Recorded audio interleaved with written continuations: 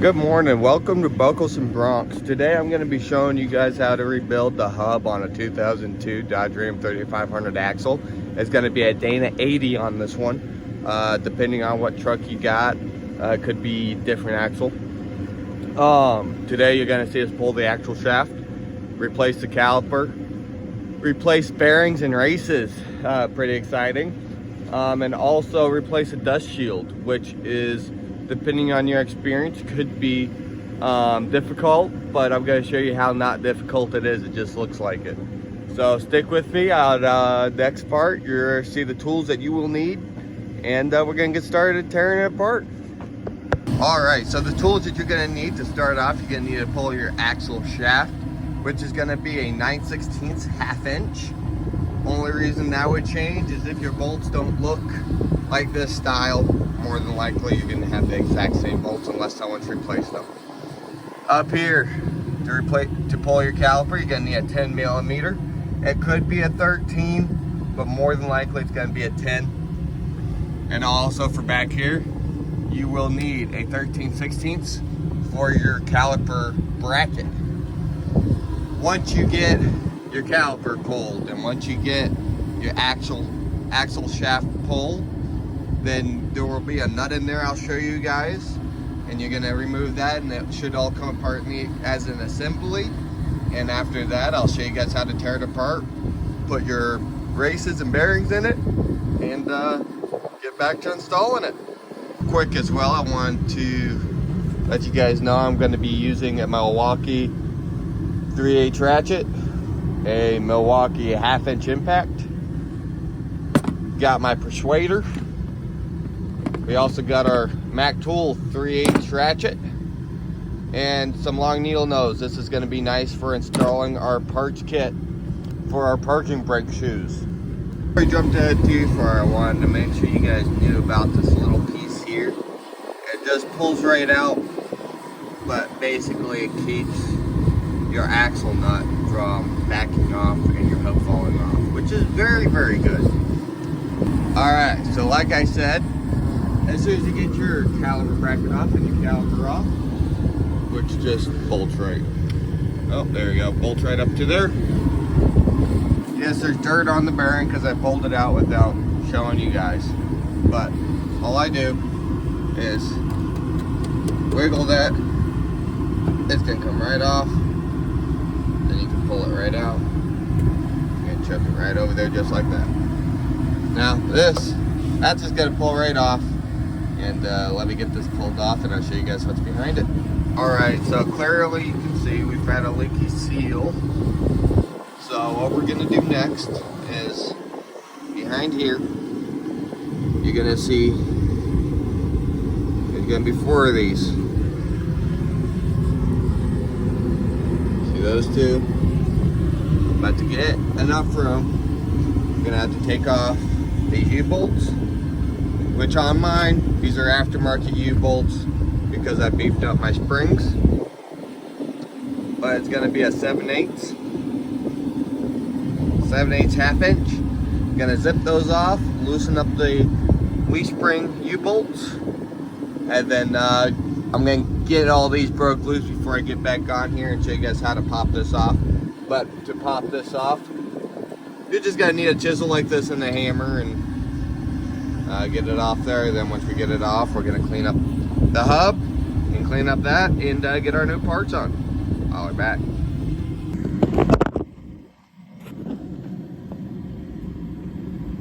Alright, there we go. Now, like I said, you're going to have to kind of work this off some. But we're just going to take our hammer here. Do not hit your studs. Get back of here.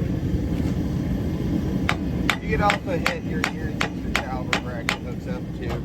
Now, once we get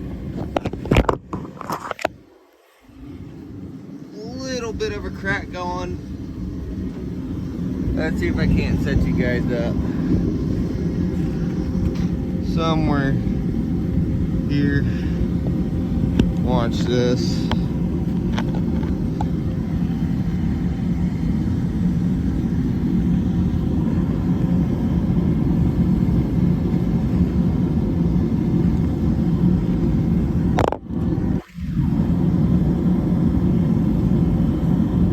There we go. All right, now I take our chisel.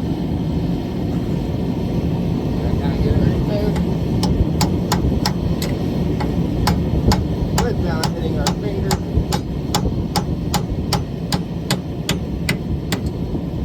We're just gonna start working on that edge.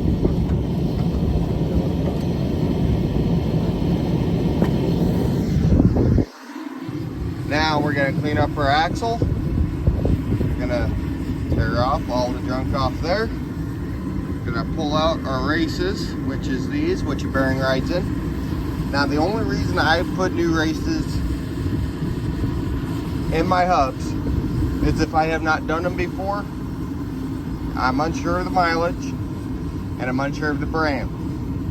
One thing that you guys have to do, and I cannot stress this enough, because if you don't do this, your time that you spend on your axle here will be wasted.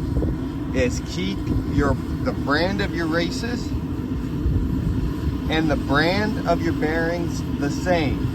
You can't use a Timken race and go with a different brand bearing. If you use a Timken race, use a Timken bearing, because the clearances can be slightly off of the two different brands and your bearings will not last. So just keep that in mind. We're gonna take our wire wheel and some first aid brake cleaner, and we're gonna clean all this up. And the next part, you're gonna see us, we gotta pound out these studs to remove the dust shield. I'll show you guys how to do that up on the tailgate. Holler. All right, you can see we already knocked one out.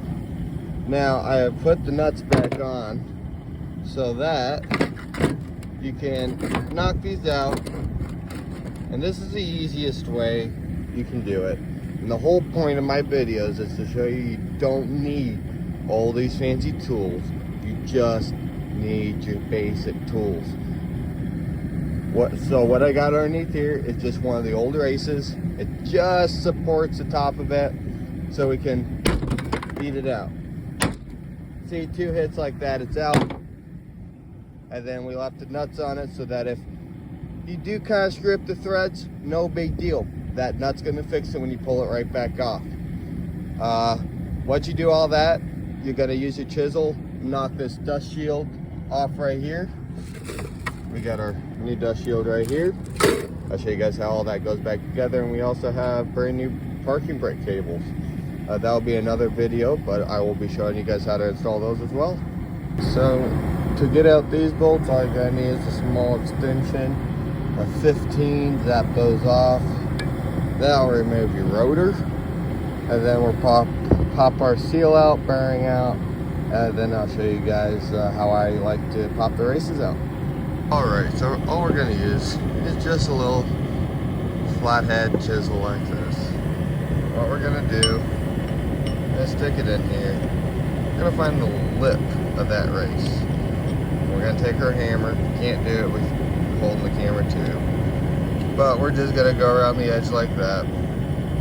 Knock it out. And then here I'll grab my flat spade chisel. I'll kind of get it in there like that. I use the hammer and I'll hit the end of it like that. It'll pop that out. Then this bearing will come out. And yeah, that's how we're gonna do it.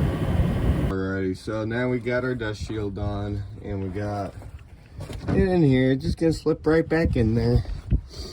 Now we're gonna put our nuts on, and then I'll be jumping back at you guys once we're tossing on the pads. Alright, so now we got our new bearing in, our new seal in with our new races in. And what I did is I tossed my races in the freezer for about a day.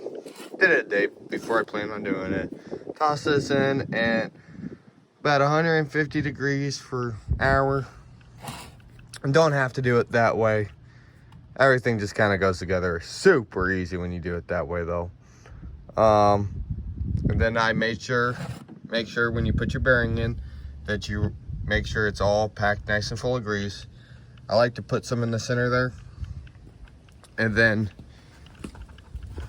before we toss that on, of course we got to put our pads on. I'll show you guys how to do that super quick here.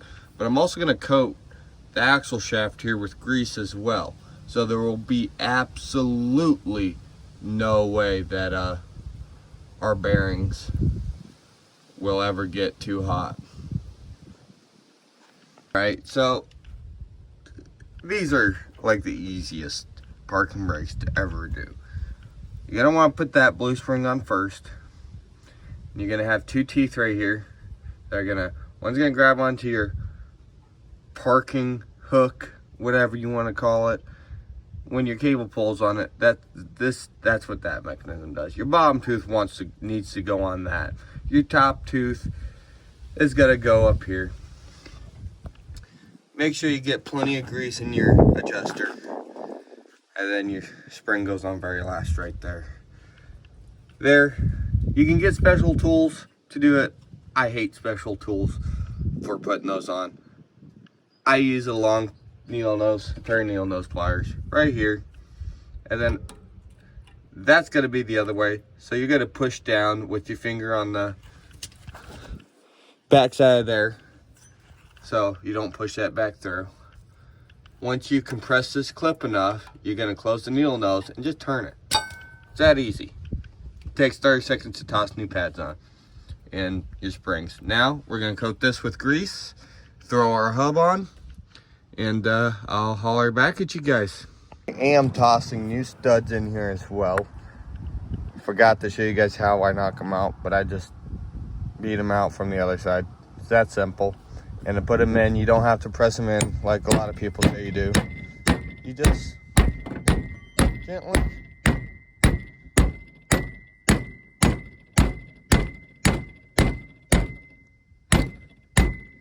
tap them in just like that, and go around them to the rest of them. Now the first time, make sure you torque your lug nuts down, and I like to torque them down like 10-15 foot-pounds more. And after that, you're gonna be good. But yeah, that's how I do it. It works out. All right, and just like that, we're finished up rebuilding the hub. We got our new caliper on. Only thing we haven't done yet is toss our axle nut on, because we're gonna go ahead and replace that, and we gotta go get a socket for it so we can torque it down properly. But guys, I can't stress this enough. When you guys install your axle nut, make sure you torque it to about 250 foot-pounds, and then back it off, and do that three to four times just to make sure everything's seated properly. Make sure you spin it while you're tightening it. If you need two people, you need two people, but that's going to make your bearings last. And then right before you put your locking key in right here, your final tightening, it will be 250 foot-pounds, and you're gonna back it up about a quarter turn. Thanks for watching, y'all. Hope this helped you guys out. Please like, subscribe, and if y'all got any questions, leave a comment. I'd love to answer them. Holler.